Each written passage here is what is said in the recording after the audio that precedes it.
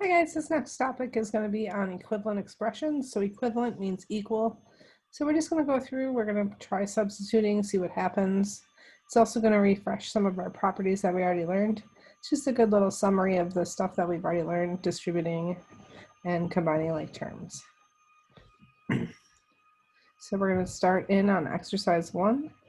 So just one more thing, equivalent expressions just mean that they're the same value for every substitution or variable. All right, so what it's asking us to do for the first one is substitute in a 7 for all the x's to see which one's equal. So we're going to do 5 times 7 minus 3, which becomes 5 times 4, which is 20. On this one, we would have 5 times 7 minus 3, 35 minus 3 would be 32.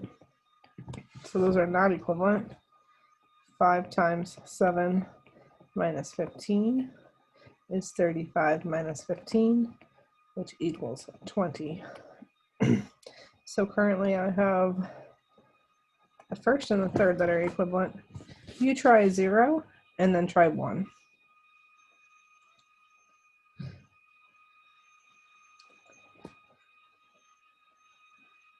Then which property, the commutative, associative, or distributive, justifies the equivalency of the two expressions you determined to be equivalent above?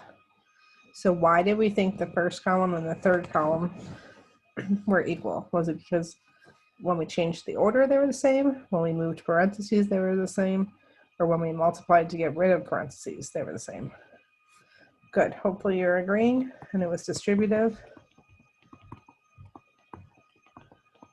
As we multiplied and they were equivalent expressions. Please do the math here. 5 times 2x plus 1 minus 4. Distribute and combine like terms. So 5 times 2x is 10x plus 5 minus 4. What are we getting that to be equal to? 10x plus 1. Choice 3. It says test at least one value of x to check your answer. So let's pick an easy number. What's a super simple number we could use to check? How about 1? I'm going to check 1 into the original, then I'm going to check 1 into the answer we got.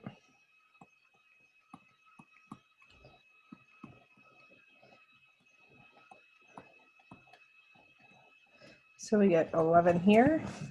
If I plug a 1 into this choice, we get an 11 here. So just a way to prove that we're correct. It works for both. All right, try exercise 4.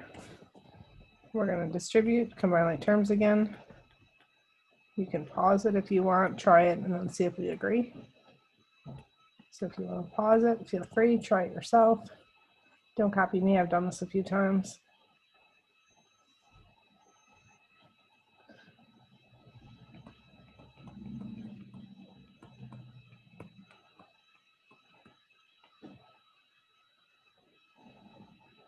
After we distribute, we want to combine like terms. So we'll get 12x plus 2 in the numerator. We're dividing them each by 2. So 12 divided by 2, is 6x. 2 divided by 2 is 1. And then don't forget to subtract the 5 at the end. So I'm getting 6x minus 4. Again, it says we can substitute in a number for x to check it to make sure you're right. On something like this, I'd probably try 0. If I check 0, I would get 4 minus 2 is 2. 2 divided by 2 is 1. 1 minus 5 is negative 4. If I plug in 0 here, 6 times 0 is 0, minus 4, so they both equal negative 4. Feel free to pick any number you want, though. And then in exercise 5, it wants us to see which one is equivalent.